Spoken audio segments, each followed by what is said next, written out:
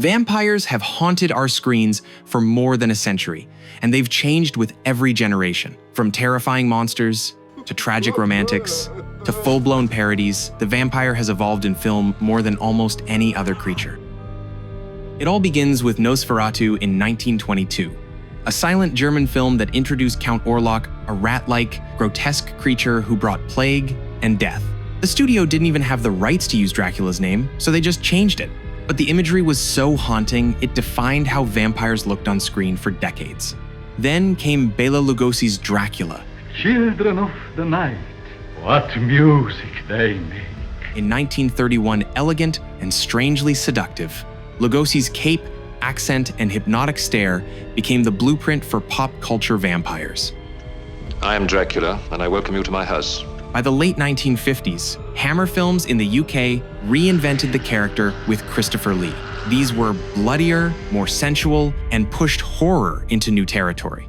Lee's Dracula was tall, menacing, and silent for long stretches, a mix of raw sexuality and pure terror. I am Dracula. I bid you welcome. By 1974, we were even getting variations like Jack Palance in Dracula, proving how flexible the character could be. But around this time, vampires were starting to represent more than fear. They became symbols of forbidden desire. Hammer leaned into eroticism, and European films like The Vampire Lovers and Daughters of Darkness pushed sex and blood together. That influence carried into the 1980s with The Hunger, starring David Bowie, Susan Sarandon, and Catherine Deneuve, sleek, stylish, and seductive. Park Chan-wook's Thirst pushed erotic vampirism even further, with a Catholic priest turned vampire who indulges in both bloodlust and forbidden passion. It was shocking, intimate, and proved how far the genre could stretch. In the 1980s, the Lost Boys turned them into rebellious teenagers on motorcycles, part horror, part MTV music video. Fright Night gave us camp and terror as a teenager realized his neighbor was a vampire.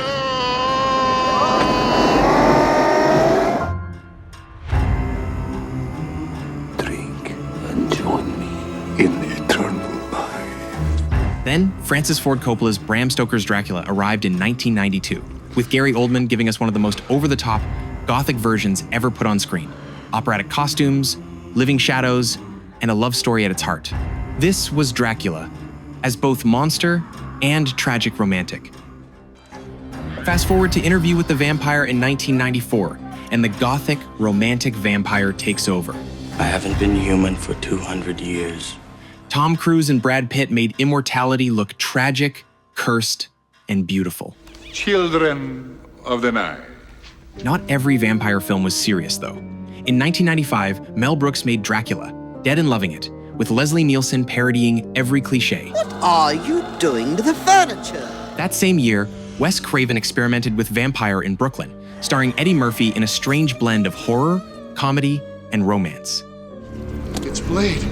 It's the Daywalker. By the 2000s, the vampire was reinvented yet again. Blade turned them into sleek action villains. Underworld gave us a gothic war between vampires and werewolves. And of course, Twilight made them sparkle in the sun and appeal to a brand new teenage audience. At the same time, foreign cinema brought vampires back to raw horror.